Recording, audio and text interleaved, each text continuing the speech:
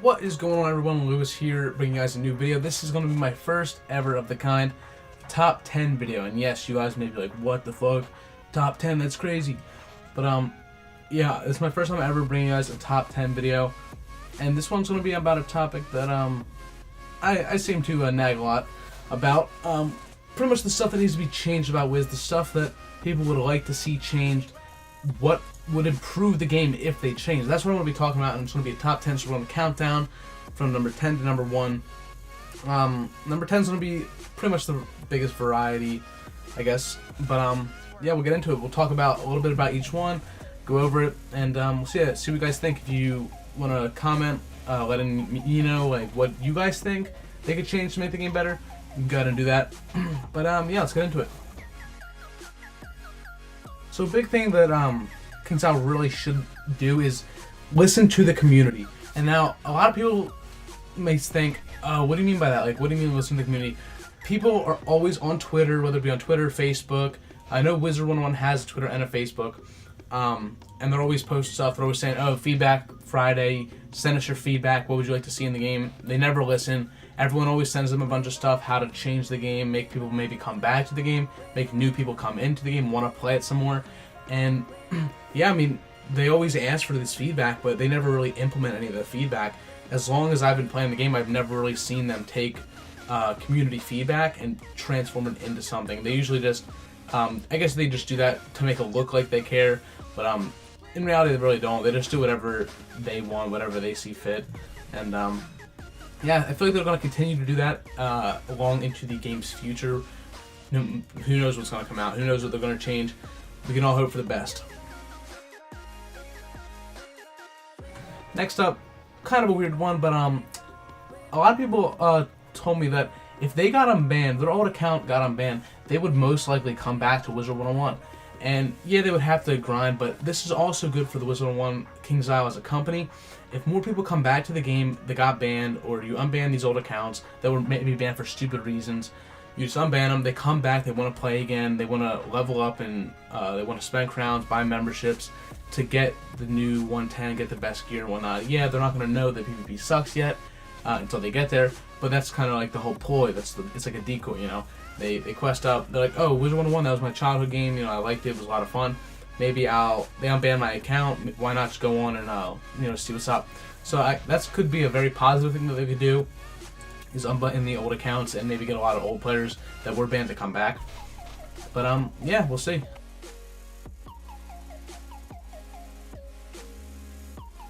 Next up, we have make the game more free to play, and this is a very, very big topic. When you play Wizard101 and you don't have a membership, what do you get? You get up to Triton Avenue, and that's it. Like, it's burn as fuck. Like, you do Unicorn Way, you defeat, collect a few things, and you're like, alright, this game is alright, I'm gonna, you know, keep going. Oh, no, you're burnt.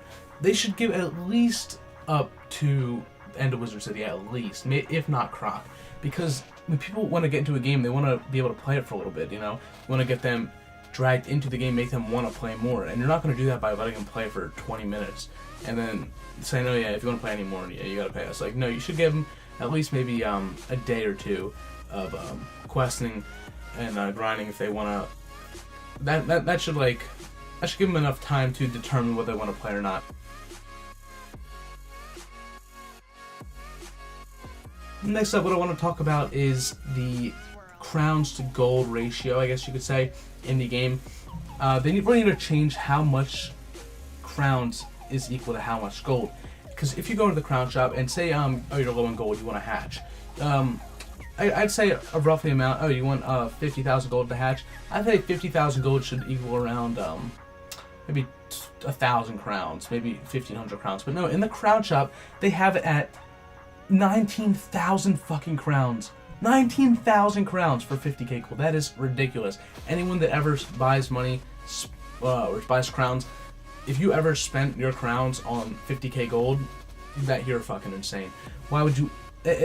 Whose idea was that? Whose idea was to make? Oh yeah, you can buy gold, but we're gonna make it so 50k is 20k crowns. Like, what the hell? What? Are you kidding me? That's crazy. Even the smallest one, 1,000 gold for 800 crowns, way too much. 800 crowns should get you at least like 30, 40k.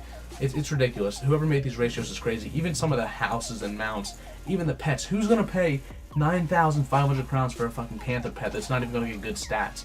That is probably the craziest thing. I don't know what they were thinking. Who knows? But they definitely need to change the crowns to a gold ratio in the game. Like, some stuff is way too expensive for crowns, and even like if you wanted to get gold in the crown shop, it's way too much. Even if you wanted to go farm gold, it takes a long time to get gold. So I feel like a very efficient way for them to make money would be to make so you can actually say they set up like a new shop or something where you have a gold for crowns exchange, and so you give them crowns, you get gold back, so people don't have to go out and farm gold. Instead, they can just give crowns and then get gold. But they really need to change the ratios because that's just crazy. But yeah.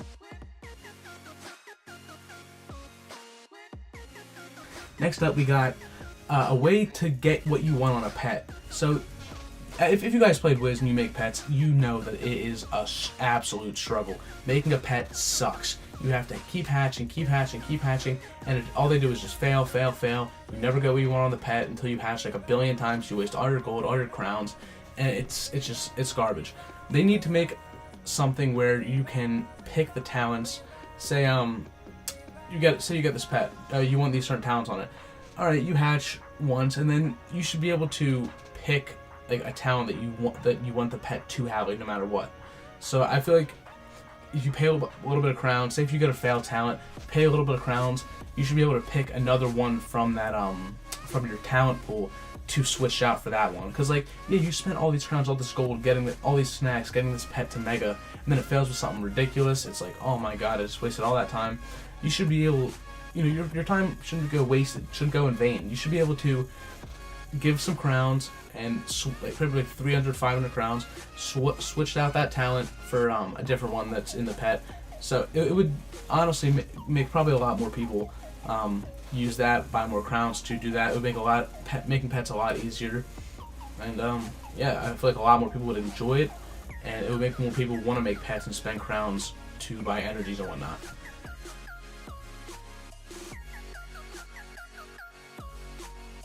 Next up, we have bring back being able to see the queue. And maybe a lot of people might not like this, but I know a lot of people would like this. See, as of right now, as you can see, the queue is just random. It's completely rainbow. You can't tell who's in queue or who's queuing up at all.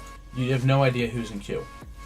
But if you guys have played Wiz before the past couple updates, you would know that the queue used to look like, it used to be, you could see everyone's school, everyone's name, so it was a lot more fair, because now you can just, if you appear offline, you have someone added, you can basically just set for them, and it fucks them over because they can't set for you back, and they wouldn't even know you're setting. But before then, a lot of people were set before then, when you could see the queue, but it was like both of you guys were set for each other, so it actually promoted a lot of new strategies, new ways to PvP, such as using a mastery to off school, to use a balance mastery with like a fire, or like say you're a fire, you want to use a death mastery.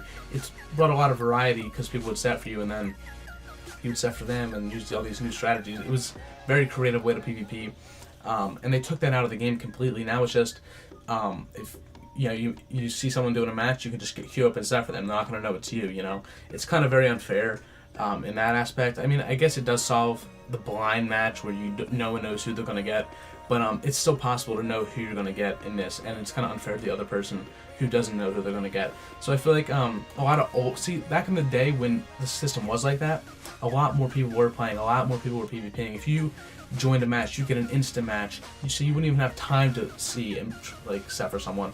But now the game's dying down, a lot of less people are playing every day, less people play, and it's just kind of like it's dying. But I feel like if they brought back, you'd be able to see in the queue, you'd be able to see what school you're going to fight. It would make it a lot more fair, because then you guys would both know who you're going to fight, and you guys could both set for each other accordingly, rather than one team getting the advantage.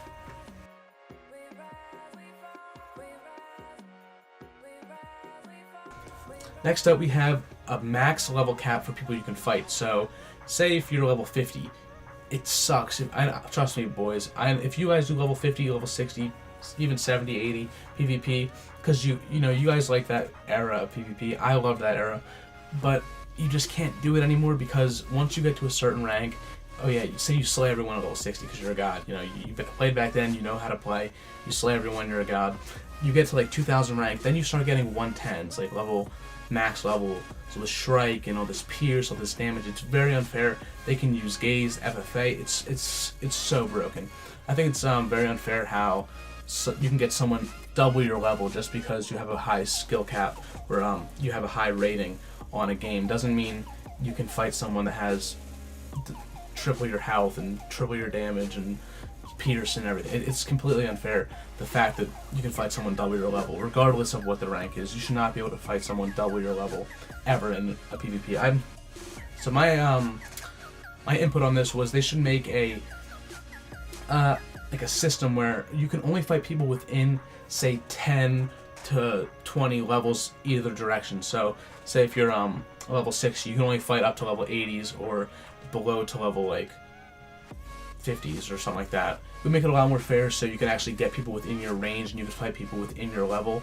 But the thing with that is not a lot of people would be playing at that, I guess you could say. It would be hard to get, it would take a little bit longer to get a match, considering that there's not a lot of people that do PvP nowadays.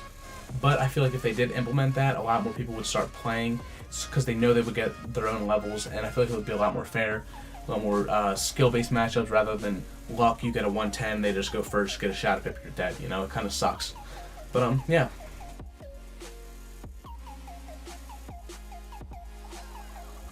Next we have something that I thought about, and I thought, wow, this could be good. If you guys have ever played other games, when you do ranked in another game other than Wizard101, it's very different.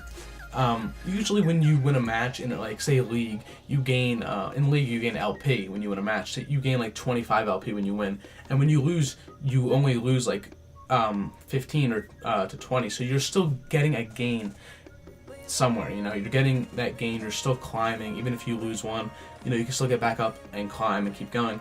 But in Wiz, it's not like that. If you win a match, you get 16. Lose a match, you lose 16. It absolutely sucks. So, you know, say you be winning a few matches and then you get unlucky. And with this new system, the new way PvP is, with all these shadow, all this luck, pierce, everything's just complete ass. You can just get one shot for no reason. They just get a random shadow pip. It's very unfair, and it's very easy to lose a match now compared to when it was back then, where you would have to actually think and outplay your opponent rather than just go first and get a lucky shadow pip and do half someone's health with 5 pips. And it's just very unfair. But if they did make it so you gained more rank than you lost when you won a match, it would make it easier for the people that maybe weren't so lucky in PvP, don't get the shadow pips and whatnot. It would make them easier for them to climb and get more rank and get up there in the ranks, rather than just winning one and losing one, winning one, losing one, never gaining any rank. I think it's kind of unfair. I think you should be able to gain some rank as long as you're winning. As long as you're still winning, you should be able to keep going up. You shouldn't be forced to stay at the same rank just because you get RNG bullshitted by the game.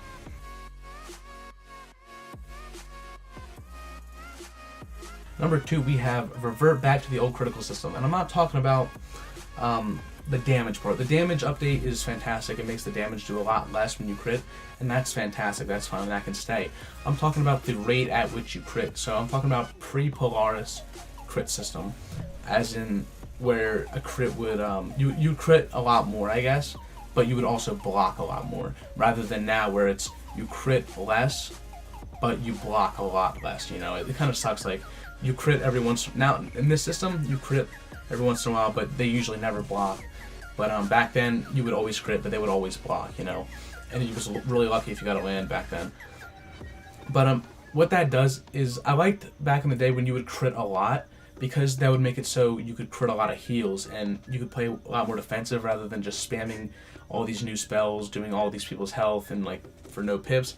Back then it was a lot better because you could actually heal, crit a satyr if you're alive, to get like 3k heal back, very nice. But now you just can't do that anymore. You can't just crit the heals. You never ever crit the heals. And I don't know, I feel like they should revert back to the old system, make it so if you have a lot of crit, you should be able to crit on someone. You know, if you have a lot of block, you should be able to block. But now it's a lot different. You can just, back then you couldn't crit on someone that had more block than you. Now you can, which is completely stupid, and they need to change that.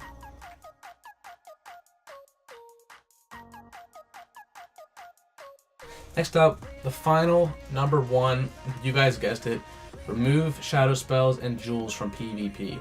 The utter number 1 most thing that broke the game the most is the shadow spells and jewels. Mostly, in my opinion, I think jewels broke the game the most. It's not the fact that you can get a little bit more health, a little bit more resist.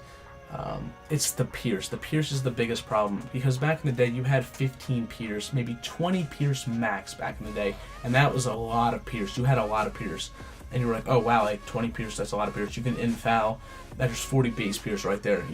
And then you can put the pierce enchants, 60 base. You can get a lot of pierce even back then before all this bullshit came out.